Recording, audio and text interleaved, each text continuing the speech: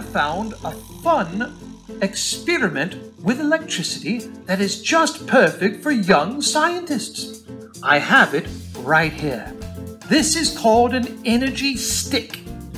I understand energy and I understand stick, but I don't know what energy stick means together. Inside this energy stick is a very small battery.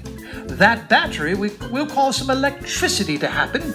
Little electrons, very small charged particles, will go bumping along against each other and pushing them along and do amazing things, like give us light, make the stove work. Oh yes, turn on your clock radio.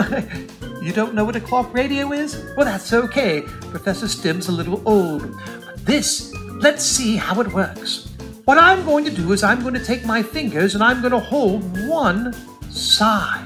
This is called a terminal. I'm going to take my other finger and I'm going to connect it to that terminal. Now I have an hypothesis.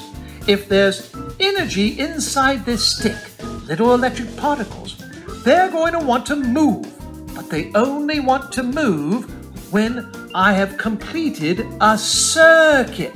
That's like a circle. So I'm going to take this hand and complete the circuit and see what happens. Watch.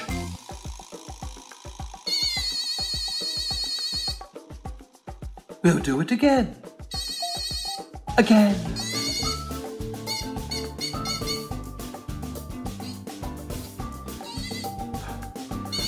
I can even take this hand off.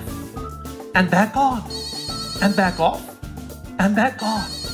You see those little electrons when I'm holding them like this? They want to make all the other electrons move all the way through the circuit of my body. That's right. Those electrons will pass through my body. So let's do it one more time. This is an energy stick. You can get things like this energy stick at most hobby stores. It might be something you would enjoy if you like to do things with, power and electricity.